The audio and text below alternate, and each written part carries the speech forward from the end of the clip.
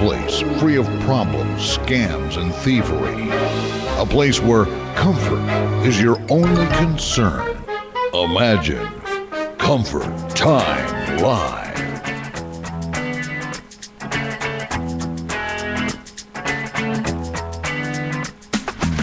Coming to you live to tackle all of your home comfort concerns with your hosts, Tom and Dino. All right, good morning, ladies and gentlemen, and welcome to another Friday edition of Comfort Time Live. My co-host is not with us today, but we're going to have an exciting guest with us this afternoon that we're going to be talking to here in just a few minutes. We're going to be talking to John Hockin in just a moment from Linkhorst and Hockin Attorneys. Now, the great thing, the reason why we're going to have them on the show is that they deal specifically with construction law and litigation. So a lot of great information. But remember, Comfort Time Live, you can always watch us, listen to us, and gather information by going to comforttimelive.com every single day and check out all the new stuff. I'm going to be posting the latest contractor's exam board that they just had yesterday. Unfortunately, I was unable to attend the event, but we'll be able to watch it live on Comfort Time Live, and also, watch the pre-recorded on Comfort Time Live, and then also there's a link that goes to the city's website that you can look at all the information. But what we're going to do is there was actually one contractor on there that had a page and a half of violations. Just one contractor, and a majority of it was big-time offenses. And so there's so many of them out there, and that's the stuff that John and his firm deal with.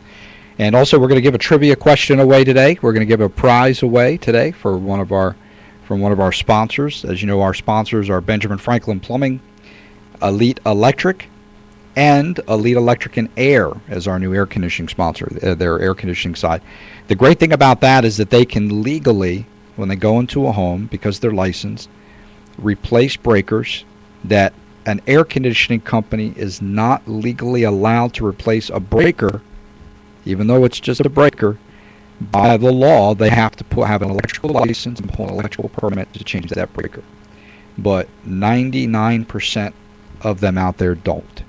It's the inspectors come in, they don't know that it was changed, they don't know what was there, but you as the homeowner do know, and you need to be aware of that, because if it ever comes back that the wrong breaker or the wrong wire size was in there, you're going to end up, getting on the bad end of that, because if something catches on fire, if the guys didn't put the right breaker in.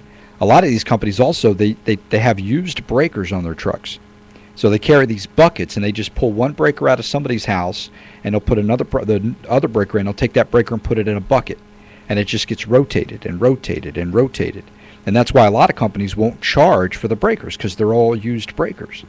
And a lot of times the breaker is just an off-on switch, but after a while they can get damaged. Why would they be replacing it in the first place? Because the new it's wrong codes, size or something? The wrong size, okay. Correct. Okay. Yeah, the new codes require breakers to be, with the new equipment, the efficiencies, they don't require the amount of amperage that they did years ago. Mm-hmm. So a lot of them is actually downsizing breakers, but also the wire size is important. But that's something that, when we have a Lead Electric on here, that we can talk with them. So pretty much if you're changing it out, you may need a breaker. Yeah, absolutely. And legally, you're supposed to have an electrician do that. Mm-hmm. So the great thing about Elite Electric and Air is that they can do that and have everything done by the book. So without further ado, let's go ahead and bring our guest on. John, good morning. John, we got you there? Yeah. Hey, John. Tom? Yeah, how you doing this morning? I'm good. How are you? Oh, I can't be doing any better if I tried, really. That's excellent. When I got out of the car, I think it was about 88 degrees out there, probably on its way climbing up to in the high 90s, mid 90s. So it's going to be a scorcher out there today. Absolutely, but you live here, you get the good with the bad. That's it. Well, John, welcome to Comfort Time Live. We appreciate you being on, and tell us a little bit about your firm. Sure. We have 5 attorneys in our firm, and in a nutshell, we do construction law. You wouldn't want us if you're getting divorced, we couldn't help you. If you get arrested for a DUI, we couldn't help you. But anything relating to construction law, we handle. Payment issues with contractors, licensing issues with contractors, construction defect issues, construction licensing issues. We represent contractors when they're in public bidding disputes. Anything under the sun, as long as it deals with construction law, we do it. So a homeowner could look to you if they're having legal issues with the contractor. Absolutely. That's one of the main things that we do. So you're saying that there's actually a lot of that out there? Oh boy, it's a nightmare. And I always say I say to everyone, no one ever just calls me up and just to say, hey, just checking in to let you know that everything's going great. The contractor's performing correctly. Just wanted to say hello. I always get the worst case scenario, so I'm like a jaded lover. I always think of the worst things. And it's unfortunate that obviously we want you to have a career, but it's unfortunate that we have to have people like you out there because there is so much of this going on. Absolutely, and this economy is only making it worse. I can tell you that everyone is looking to cut corners, and particularly contractors, if they can do so to get an extra buck from the owners, they're going to try and do that. So the owners in today's environment want to be particularly keep aware of things and keep their contractor on a short leash. Yeah, I was just actually out doing a consulting for a client who had some companies come out to their home, and they were still a little unsure. And this is kind of what I do on the side as a consumer advocate. And I went out there, and they had these bids from these companies, and I start looking at it. And what had happened 10 years ago is they pulled out the old furnace and put the new air conditioning system in, but never upgraded the electrical wire to the air handler. Sure. And it was a 12 wire, had 5K. So now none of these new contractors ever caught that. So here's red flags. When they go to install this, there's going to be a huge legal issue there when they try to go back after these contractors now, because it's not going to be installed, probably not going to be permitted if the wire size. But both of these are well-known contractors in the community too. And what's interesting, when something was installed years ago, a lot of times these guys are going to be out of business. You're going to go chasing them, and even if you're fortunate enough to go after them, they're not going to have any money in a lawsuit. Now, one of the things that you always hope is that these guys have insurance coverage, but we all know what a pleasant experience dealing with insurance companies is, and they're going to bend over backwards to try and weasel their way out of coverage, and you're not going to get that you're not going to get coverage for a construction defect under every instance. So that's a tough road to hoe right there. Yeah, it's horrible. And like you say with the insurance companies, they actually hire people to find ways to get out of claims. Absolutely, that's been my experience, and a policy's written so there's more exclusions than what's actually covered. Yeah, but you know what? In most instances, you're forced. You have no choice but to have insurance. Absolutely, and from the owner's perspective, one of the things you should be looking for right off the bat when you're retaining a contractor is to make sure that they have commercial general liability insurance as well as workers' comp insurance. Right. And to provide you certificates of that right from the get-go. Yeah, they need to show. That's exactly correct. They need to show you in their home, because there's so many times I hear from folks, and I know you hear the same thing. Well, they told me they were. Absolutely. Okay, where? Show it to me then. That especially, again, not to get back to it, but in this environment, they'll tell you everything, and you also want to make sure that those certificates of insurance are up to date, because a lot of times these guys will let them lapse. Yep. So you want to make sure that it's horrible in this environment today. You have to basically be an attorney yourself, but you have to carefully read all the paperwork they provide you. And now, can a resident, before there's an issue, and I know you just jokingly we said that people don't typically call you up ahead of time, but could someone have your services as they're going into a contract to make sure that everything, even like a small residence, could somebody hire your services to maybe look over and make sure everything's on the up and up? I would advise that. Okay. I think the smartest thing to do is preventative maintenance, and it's one of those where a stitch in time saves nine. And if you have a good solid contract going in, which protects the homeowners going into the agreement, or at least reviews the contract that is provided by the contractor, that's only going to protect you, because you're going in, eyes wide open, and you know what your potential risks are, and some problematic issues that might be in there that need to be revised. Yeah, absolutely. Because I know there's all kinds of loopholes, and I've seen so many, and I know you have as well. I've seen so many proposals from different contractors, and none of them are the same. That's absolutely true. And there's two dangers that the owner needs to be aware of. Number one is a contract that's written so favorable towards the contractor that it gives them little recourse in case something goes wrong. And the second is no contract at all.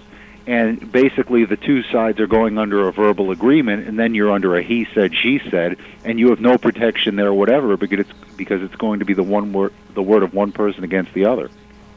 Now, one question is from a legal standpoint, what is the benefit to the homeowner for making sure that there's a permit pulled? Oh, well, basically that makes sure that the building department knows that everything is on the up and up. And remember that a lot of times the building departments are seen as the bad guys and there's an onerous procedure in place. But the building department is there to protect the homeowner's interests. And they're going to come in and do all of the necessary inspections to make sure that all of the work of the contractor complies with all of the applicable building codes. So making sure that there's a permit in place, that way the owner knows that there are going to be periodic inspections of the contractor's work, and they're ultimately the ones that are going to benefit because they're being protected, making sure their work is per code. Yeah, and I agree. I mean, the permitting is a must, regardless of the cost for it. And if you look at some of the municipalities, for what they do, if you actually watch them from start to finish, from the moment that the permit was accepted to the end when the inspector finalizes everything, what they charge is minimal. Yeah, and it's another one of those instances where you don't want to be penny wise, pound foolish. Yeah. And a lot of unlicensed guys will tell the homeowner, wink, wink, we don't need a permit, I can just get this done. But in the long run, it's an extra protection for the homeowner because most homeowners, myself included, I couldn't hammer a nail straight into a wall. Have no idea if the contractor's doing proper work. So Right. you want to have the protection there of a building official inspector going in there and making sure all the work is done properly. Yeah, like for instance, the house I was at this morning. If this homeowner allows either of those companies to do that work, they had nothing in there for the electrical whatsoever, no new breakers or anything like that, and that tells me that they're probably not going to pull a permit. That I think that's a red flag, absolutely. And so I'm hoping that that they either look for someone else or that they bring these folks back in and say, okay, open your eyes and look at something. What's wrong with this picture? Because it's going to end up being an absolute nightmare. And here's another point on that: is if you're doing the work without a building permit, and the city or county catches wind of your work, you run the risk of being red tagged, which means basically the city comes in and stops your work until you get a permit to commence. So at that point, all you've done is shoot yourself in the foot because you're going to have a delay right in the middle of your project. And then some of the times, like we found out with one of our callers, where when that all ended up happening and she got red flagged and found out that the contractor was not even registered in that town to pull permits. And and I think we just found out the reason why he never pulled a permit. Exactly, and he actually messed up a lot of stuff, electrical wiring and whatnot, that could have been hazardous. So we actually recommended that she, instead of going through all the red tape, that she get another contractor out there as quickly as possible, let them do what they need to do to rectify it, because if she had turned her heat on, that could have been a big issue. I can tell you, in my experience with almost unanimous results, has been, even though an unlicensed guy may be cheaper, you're really playing Russian roulette with that, and it's always the prudent avenue to go with a licensed contractor. You just get the protection there. You're going to have your permits pulled. You're going to most likely have the insurance, and you're just going to most likely have a more competent person doing the work. Yeah, and you'll obviously get some of these unlicensed guys that say, I'm as good as him, I just didn't feel like going to take my test, I know more than him. But, well, if you know more than him, you should have gone and gotten your license and done it the right way. But it's amazing how many are out there. No matter where you turn, you see all these white trucks with no lettering on them. You obviously see all kinds of construction equipment in there, and there's no licenses, no numbers, no nothing. Yeah, and one of the tricks that they're doing now is, and one of the red flags that should be waved is if they want to do the work on the nights and the weekends. Yeah. Because the building officials throughout the Treasure Coast, God bless them, have been doing a great job. They're really, you know, I attend a lot of meetings for various building organizations, and the advocates for the licensed guys really push the building officials to go out there and to do these to inspect the work and make sure that it's licensed guys doing that. But in this economy, it's really tough for the counties to pay overtime to these inspectors. So what these guys do is they're doing night and weekend work. So that should be a red flag right there if they're looking to do that. Yeah, and then a lot of issues popping up for that. Now, what recourse would a homeowner have if they were to hire an unlicensed contractor? Well, let's break the question down. You know, so what recourse, if they did hire an unlicensed contractor and there was issues on the job, what recourse does a homeowner have? Well, here's an interesting fact that very few homeowners know. Florida, after Hurricane Andrew, implemented a very, very stringent licensing procedure where it says if you're going to do certain types of work, construction work in Florida, you have to be licensed, and that's roofers and pool contractors and air conditioning contractors and electricians and all of your major trades. And there is a statute in Florida that says if you are an unlicensed contractor and you performed work that required a license, you basically did the work for free. You cannot sue the owners for breach of contract. Wow. You cannot record a claim of lien on the job, nothing. Now, the one caveat I want to give the owners out there is you can't use this as license to go and find an unlicensed guy that you know has no license and then use it as a gotcha after the fact. But if you find out that your guy does not have a license, he has no recourse whatsoever for recovering his money. None.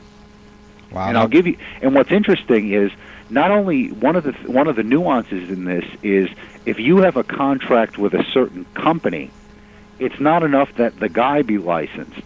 I was representing a country club that was sued by a contractor for about $600,000. Had a $600,000 lien on the job. And we were going to take the guy's deposition, and I said, well, let me just see, if this company has a license. Well, interestingly enough, the individual had a license, but the company did not have a license. And we were able to get the entire thing knocked out, the entire lien knocked out. So he just lost $600,000, his entire claim. So he wasn't even qualifying the company legally. That's correct. And that is something, and that's very important, ladies and gentlemen. When you're looking at these licenses, one of our sponsors was actually pulling up a license that he found in one of the Money Saver magazines, and he took the license, and you can go to the DBPR's website, put the license in there, and come to find out the individual, just like you're saying, John, the individual who was holding the license was not anywhere on the company, and the company did not even exist in the DPPR's website database.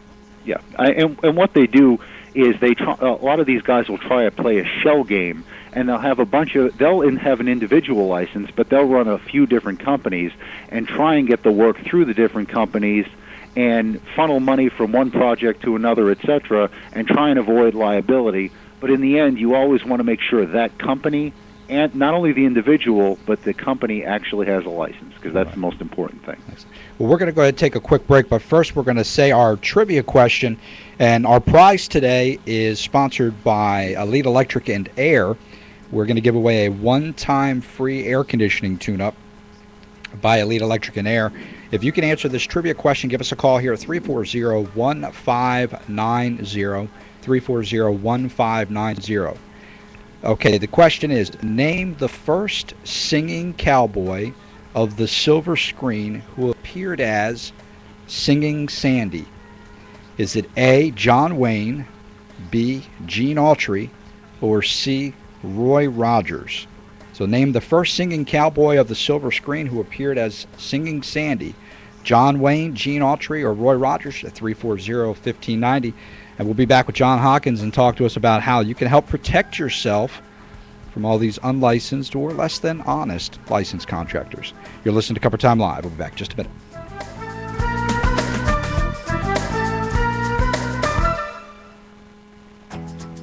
Franklin Plumbing can help you schedule the on-time help you need. Busted water heater? ScheduleSomeHelp.com. Leaky faucet? ScheduleSomeHelp.com. Help with your honey-do list? Perhaps. Get help for $25 at ScheduleSomeHelp.com. Limitations and exclusions apply. See site for details. Elite Electric with security lighting to surge protection and everything in between. How do you think they got their name? Elite Electric. Visit online at EliteElectricandAir.com and learn more about their services. Elite Electric. Service today. Proud sponsor of Comfort Time Live, Friday mornings at 11 on WPSL. Elite Electric. We can do it. Elite Electric. There's nothing to it. Elite Electric. Ooh, amazing. Elite Electric. Boogie, woogie, woogie, woogie. Elite Electric specializes in all of your electrical needs, from security lighting to surge protection and everything in between. How do you think they got their name? Elite Electric. Elite Electric has been family-owned and operated on the Treasure Coast since 1988, and they're recommended by Comfort Time Live. Visit online at EliteElectricandAir.com and learn more about their services. Elite Electric. Service today. Proud sponsor of Comfort Time Live, Friday mornings at 11 on WPSL 1590. No matter what you want, just pick up your phone, say, come on, Elite. And we'll get the job done. We can do it. Elite Electric. There's nothing to it. Elite Electric. To the people here. Absolutely. I mean, this is the fun part of the day. You know, I don't think that they would name. All right, welcome back. You're listening to Comfort Time Live. We got John Hockin on the line with us from Linkhorst and Hawkins, but we're going to go to our line 3, our trivia question. We got Joe on the line. Good morning, Joe. Good morning. How you doing today? I'm doing great. How about yourself? I'm doing excellent. So you sound a little young to know the answer to this. Well, thank you, but I'm really not that young.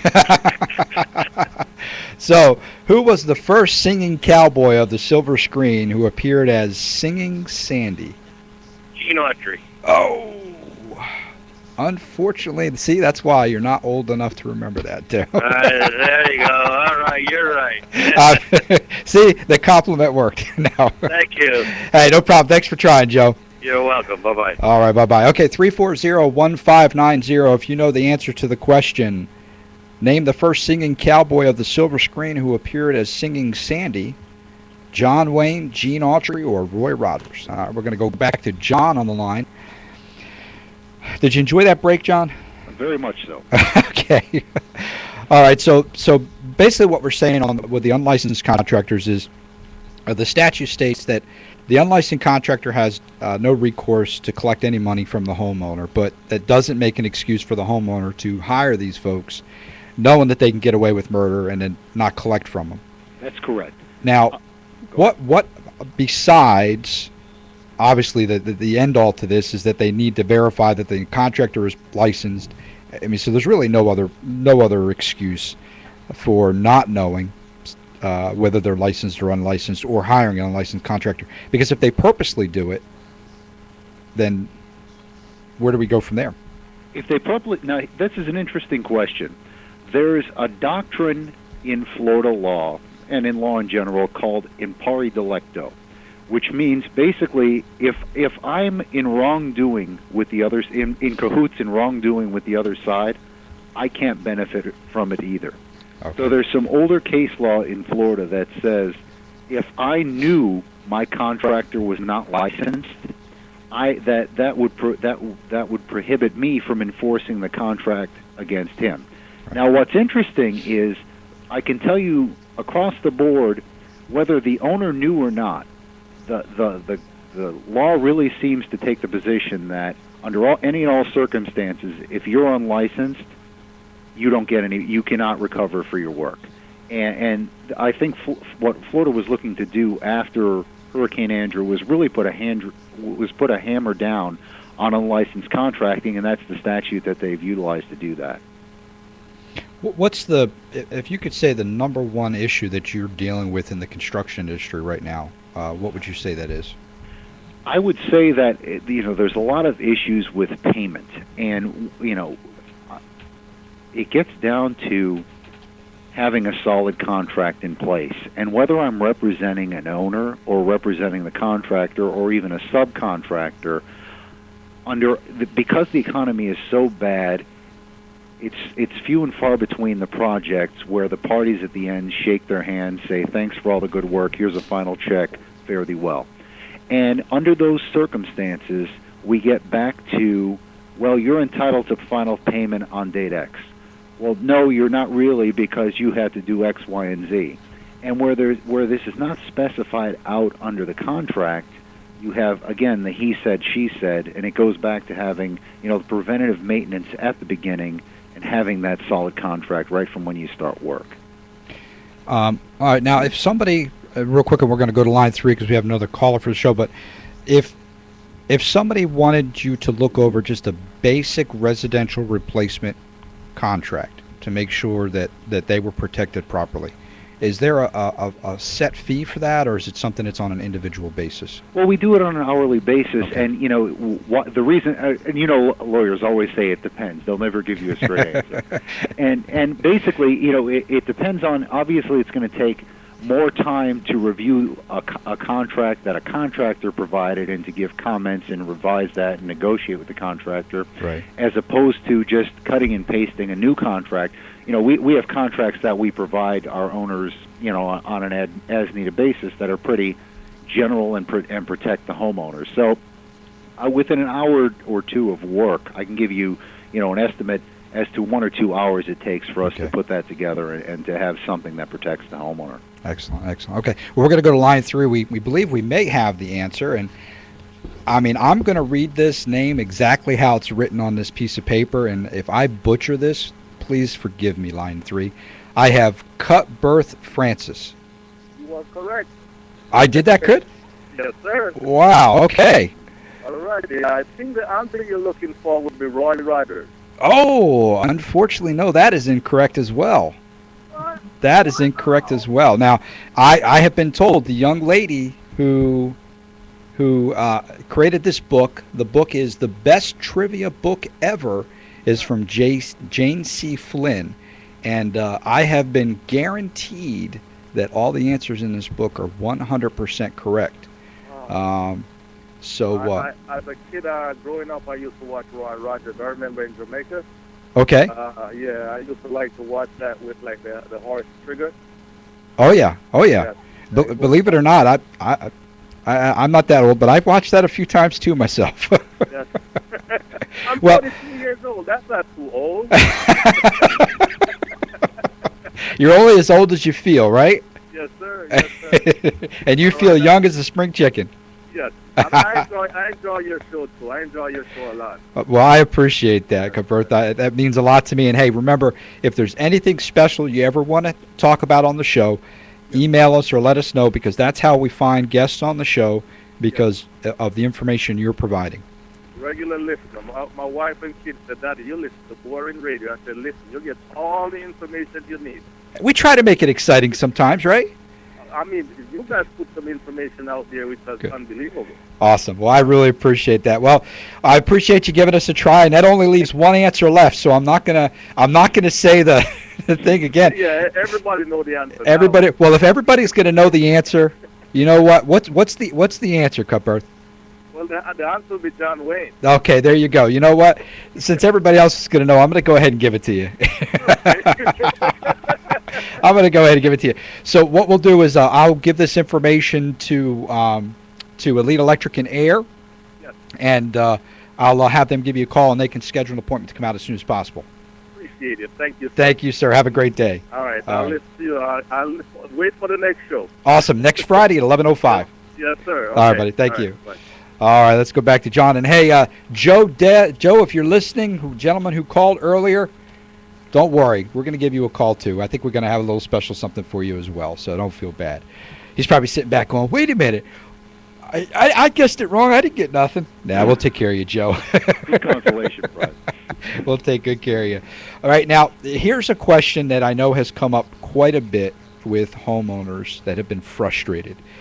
How far back, legally, can the building department go back and find unpermitted or unlicensed activity and fine you? Well, I have not seen anything in the statute that prohibits them going back as far as they want to go. Wow. And basically, they can go as far, as far as the applicable building code applies. Right. They can go. Now, practically speaking, they're not going to have the resources to do that. I'm sure they have the best intentions and they'd love to be able to do that. But I think, once the work is complete, it's going to be really tough for them to go back after the fact. Particularly let's say, for example, someone did electrical work in your house. Once that work is completed, everything's patched up and the contractor's gone, it would be very difficult for the owner or for the building department at some point to come in and find that. Right. So it's more a question of practical ability than a question of legal, a statute of limitations or something like that. All right, and the reason I ask is I know there's a lot of homeowners who, like the home I was at today, who bought the house and had the house inspected, but the air conditioning was not done to code at all. Right. So obviously there was no permits pulled on that unit when it was originally installed, especially because of the electrical. It's kind of you could definitely tell that it wasn't permitted properly. So it's something that, if that contractor was back still in business or so the homeowner doesn't get in trouble, is knowing that, listen, you need to always make sure that you're using a licensed contractor, that they're permitting. It doesn't matter the time frame, because just recently after the hurricanes, when the building department got backed up, they actually drove around and was trying to catch up on a lot of stuff. I mean, they were looking at solar water heater panels put up on a neighbor's house 7 years ago, found that it was unpermitted, and actually then found out that the company who installed it was no longer in business and had to go after the homeowner. Oh, yeah. And you bring up an interesting issue. That's something that home purchasers want to be very careful of, and they want to make sure that they have a good, competent guy come in and do a thorough home inspection of all the major trades in the home before they go through with that purchase. Because if there's any issues, obviously they're going to be the ones holding the bag after they buy that home. Yeah, now I think they've making it mandatory that home inspectors, I believe, need to be licensed now. Is that correct? I believe so. Yes. And again, that's a good thing, because you're going to have better people doing it. Yeah, because they're going to know more. They should know more about what they're doing. A lot of these other guys, when they weren't required to be licensed, you'd have the guy working out of the back of his truck because he swung a hammer one day and he dug a ditch one day. He's a home inspector. And what's funny is you sign a contract with them, which basically says, a lot of them, the smart ones, will have something that say, this is for advisory purposes only. I don't warrant anything I'm saying, and you can't come after me for being wrong. So you just paid a guy to do an inspection that's not really an inspection, and if he's wrong, you can't go after him anyway. Would a home inspector also look and see what kind of permits were pulled on that house for you if you're looking to buy the house? It kind of goes from case to case, and it depends on the scope of work that you assign to this inspector. And I think your competent inspectors are going to go through that and go through a permitting history and make sure that, well, first of all, what I would do is actually do the inspection and see if there are any issues with the major trades, the air conditioning, the electrical, etc. And at that point, they can go through and do an inspection of all the permitting that has been done, the permitting history at that address, and to also make sure not only that the permits were open, but all of these permits were closed. And what I mean by closed is that once a permit is pulled, in order to quote unquote close it, the building officials come out and do a final inspection and make sure that everything is done per the code.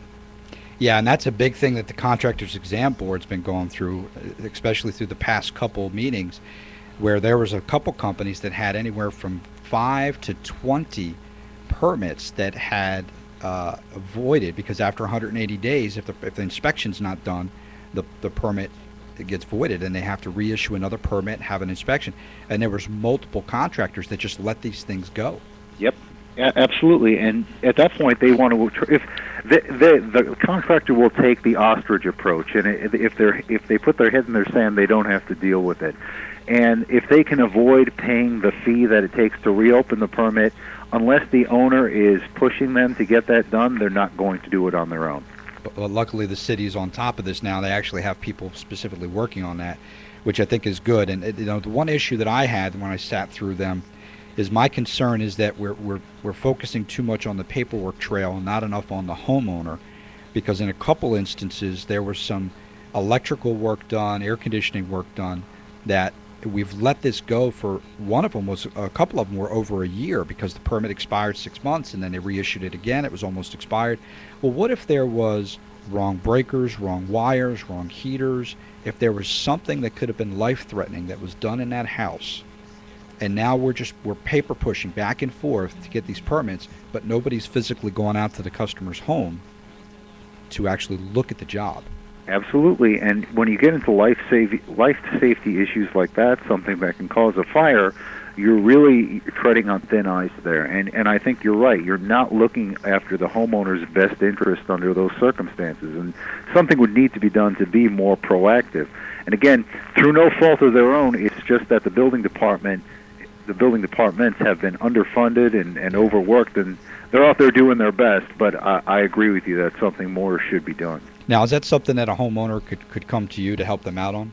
Oh, absolutely. We can shepherd them through that process to make sure that all of the permits are done, and if not, to get in touch with the contractors to make sure they get their tails out there and do it. Yeah. And if they don't, to get somebody out there to do that, and then go after the original contractor for that increased cost. Yeah, and I would strongly recommend that. John, what number can we reach you at? 561-626-8880.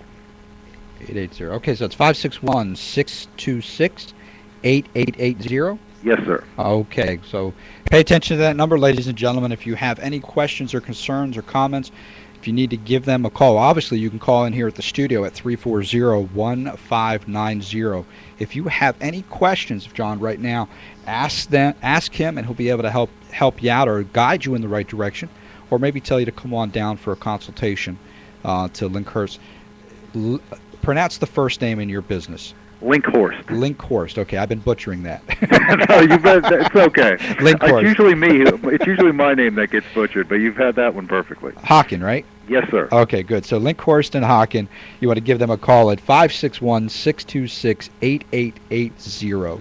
And I know there are a ton of folks out there that are going to have questions, and they could definitely, because I come across it 3 or 4 times a week where there's folks that are in a jam that could use someone like you to help guide them in the right direction. And I don't even know what their fees are, but I promise you, just from all the thousands of dollars, I say it's a $3.2 billion industry, John, that unlicensed contracting and less than honest contracting costs our consumers and our industry nationally, and just breaking all the numbers down, it's just astronomical. So a few small dollars to go to Linkhorst and Hockin and make sure that they take care of you is worth its weight in gold. Agreed. So now, one of the other questions was if a licensed contractor does work in your home. Now we're talking about a licensed contractor. Yes, sir. But he hires another subcontractor. So I know sometimes we have that. So let's say an air conditioning company is hired, but he's so slammed, and when it comes that day to do that work, he ends up subbing that out to someone else to do that installation. What issues and what should the homeowner make sure that they have in place? Okay. The first thing is that, and I'm going to answer this in a couple of tiers. The first is that there are different kinds of licenses, and the most common, the broadest scope of contractors is a general contractor. And most people would think that a general contractor can do anything under the sun. That's not the case. Okay. A general contractor has to sub out to a licensed subcontractor major items such as electrical, plumbing, air conditioning, pool contractor, etc. Okay. Now let's say, so for example, if you have a licensed general contractor or a licensed contractor that's doing a scope of work that he's allowed to do, he can recover for that work. Now, where you get into more of a gray area is whether that licensed contractor, number one, can they recover from the unlicensed subcontractor? And my initial answer to that is no. Or I should say that whether the subcontractor can recover from the licensed contractor. Okay. If he's unlicensed, he's not going to be entitled to recover from the general contractor for that work. You're talking about the subcontractor's not licensed. That's correct. Okay. If the subcontractor is unlicensed, Right. the general contractor would not be obligated to pay the subcontractor for that work. Okay. Now, and basically the statute would give him the same protections that it would give the owner when faced against an unlicensed subcontractor. Now, a licensed air conditioning contractor who is not a general contractor, legally, and correct me, I think I'm wrong on this, but I'm not sure, he cannot legally subcontract someone if he is just a licensed air conditioning contractor. Is that correct? What are you saying, for air conditioning work or for air conditioning work? So I'm a licensed air conditioning contractor, and I want to subcontract some other company to come in and fill in to do the air conditioning work. Doesn't that put you in a general contractor position? Well, yeah, not really. No, okay. But however, the air conditioning subcontractor would still need to be licensed. Oh, okay. And the way it works is, let's put it this way: if all the air conditioning contractor was doing was air conditioning work, okay, and only an air conditioning permit was required, that would be okay. All right. As long as his sub was licensed. Okay. Okay, that makes a lot of sense then. So some of the things I guess that they should look for is, if they are going to bring somebody else into the home, which I know they do this quite often. Yes. They need to make sure that they see the license of the subcontractor as well as the license of the contractor. And the insurance requirements for both. For both of them. Absolutely. Liability insurance, workers' compensation. Those are the two main ones. Okay. Those are the two types of insurance that you want to make sure that they have on the job.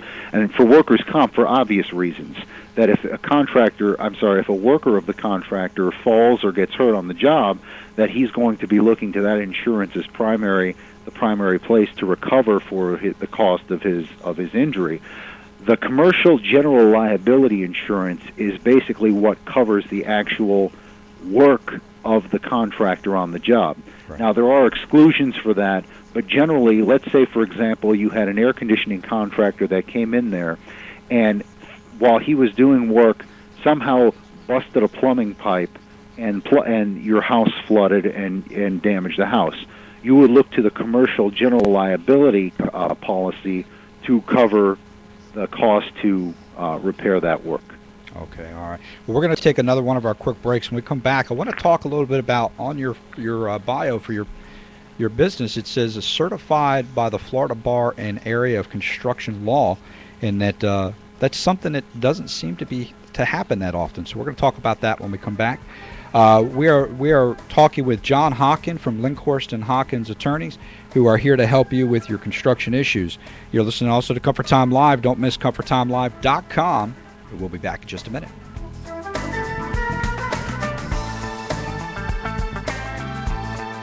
Benjamin Franklin Plumbing would like to help you schedule some help, whatever on-time help you need. For plumbing emergencies like a busted water heater, go to ScheduleSomeHelp.com. Sewage problems? ScheduleSomeHelp.com. If water is dripping from your ceiling, ScheduleSomeHelp.com. If you need help repairing that leaky faucet or upgrading your shower head, ScheduleSomeHelp.com. Want help with your golf game?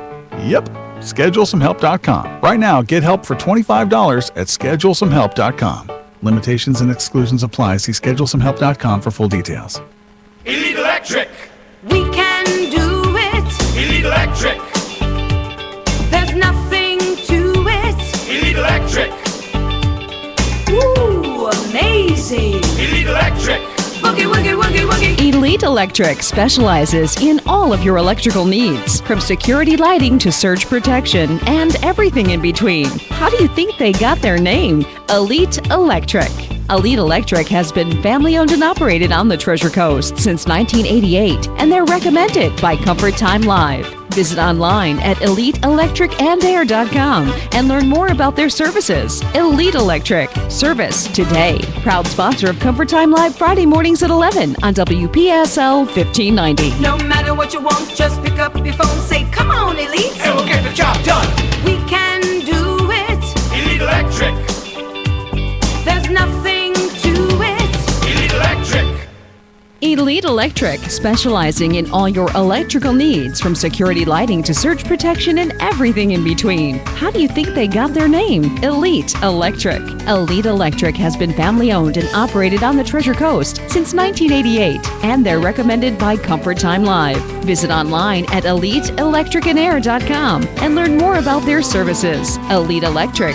Service today. Proud sponsor of Comfort Time Live. Friday mornings at 11 on WPSL 1590. In this election again. All right, we're back. You're listening to Comfort Time Live, 340-1590. Questions, comments. We have John Hockin on the line from Linkhorst in Hawkins, PA. Now, two questions. I see on your bio, first off, it says you're AV rated. Is that like UV rated? But no, that's the firm is AV rated, and there's basically a reference service for attorneys. Okay. Named Martindale Hubble, and the firm has an AV rating, which is basically the highest rating that's allowed by Martindale Hubble. The A is a grade A, which the managing partner of the firm, Adam Linkhorst, maintains, and the V is with regard to ethics. So that's, I believe it's something to the effect of very good or very high, whatever the highest level of ethics is. You mean there are actually companies out there that have a high level of ethics? And attorneys, there's even fewer, believe me. Oh, we'll save that for another show. Exactly. And then the other thing here that I noticed in your bio is that you talk about being certified by the Florida Bar in an area of construction law specifically. And is that an unusual thing? Well, it's something new that the Florida Bar has offered. For years, the Bar has offered certification in various areas. For example, you can get certification in tax law, in family law, in trial law, and it was actually offered in construction law for the first time in 2005. So basically what that involved, my partner and I got that the first year that it was offered back in '05. Was it '04? Sorry, I'm getting old and I don't recall. It was '04 or '05. Right. And it was a two-step process. The first is an application procedure where you get recommendations from your peers, and you are recommended by a committee to sit for an exam. And then the second half of that is an examination, a written examination on the area of construction law. And once you pass the exam, you receive your board certification. We also have one of our associates who also received board certification last year, so that's something we're pretty proud of. And if I'm not mistaken, that is Ryan. Oh, you're not going to get that one, are you? Kataszewski? Very close. Kataszewski. Kataszewski. There you go. The SZ I didn't pronounce properly. Kataszewski. Well, Ryan, I apologize for hacking that name up too, but if you're listening, but congratulations for getting your board certification. Is that a tough test? Once you do the construction law, it's one of those things. I find that, if you specialize in something, you become familiar with it, and as long as you adequately prepare for the test, it's something you do. Just like you wouldn't go to a podiatrist if you had a problem with your skin. You always want to go to a specialist, even in the area of construction law. People will ask my father a legal question to ask me, and who happens to be in Pennsylvania, and it'll be on an issue of wills. And I'll say, well, I don't do wills law, and I don't know Pennsylvania law, but they'll say, well, he's a lawyer, so he should just know. I wish I knew that much, but I don't. You all look alike, right? Exactly. We all have the suits on, and it's one bland face. Now, I don't know if this would be a question that you can answer, but if we were to tell the homeowner, where would be the best places for them to validate a company as far as just in general, if there's any issues with them? I mean, do you have any specific areas that you could tell our listeners? There are several websites, and I think that there are several websites that the consumer can use to do some background investigation on the contractor. You pointed out the most important one, which is the Florida Department of Business and Professional Regulation website. And at that website, the consumer will be able to look to determine whether the contractor has licenses, which licenses the contractor has, and whether there were any prior complaints filed against that license. Another significant website is the website for the Florida Department of State, and that's sunbiz, sunbiz.org. So it's sunbiz.org. And at that, you can search all of the corporations and the officers and directors of those corporations, and you can determine, make sure you're dealing with an active corporation that's still in business, what their addresses are, and the like. And that right there, those two being utilized together is exactly how we found that company in the Money Saver, where the person's licensed, but when you pull up in Sunbiz, well, first off, the company didn't even exist. Mm-hmm. But if I'm not mistaken, when they pull up Sunbiz and they see the people involved in that company, that license holder's name, does that need to be on that corporation? Not necessarily. The license holder would not need to be on the corporation. The most important thing to make sure is that the contractor has the company has a qualifying agent, and that they're licensed with the state. But as far as them being an officer or director of the company, that's not mandatory. Okay, not mandatory. All right, so, but at least we need to verify that when they went to the Department of Business Professional Regulations, that person should also have that company's name linked to their name on the DBPR, if I'm not Absolutely. mistaken. So that's how they can validate. Then they can go over to Sunbiz and validate that company is even a legitimate company. That's correct. Now, the DBPR is actually linked on Comfort Time Live's website. If you want to go there, ladies and gentlemen, go to comforttimelive.com, click on contractors, and there's 4 or 5 links to all different places. And I think I'll actually go there. I don't know if I have Sunbiz, but I think I'll put Sunbiz on there as well.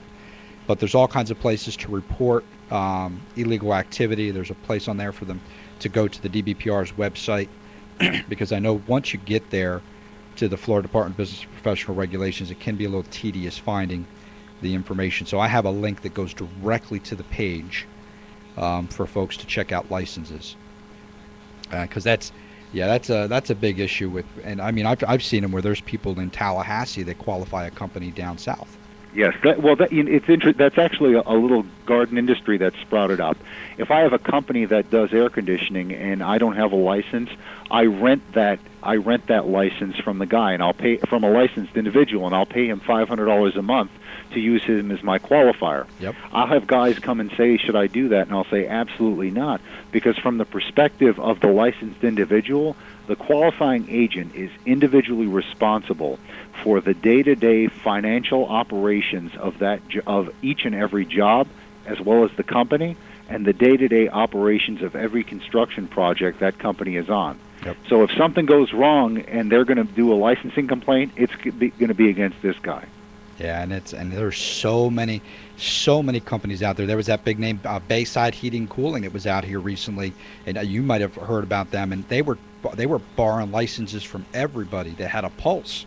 Yep. And eventually they just ended up getting shut down through the Department of Business and Professional Regulations. The guy finally went and got his license. Michael Hubbard, he went and got his license, but then they got it taken away because of all the unethical things that he was doing. And that was all posted on the contractor's exam board. That's why I'm talking about it.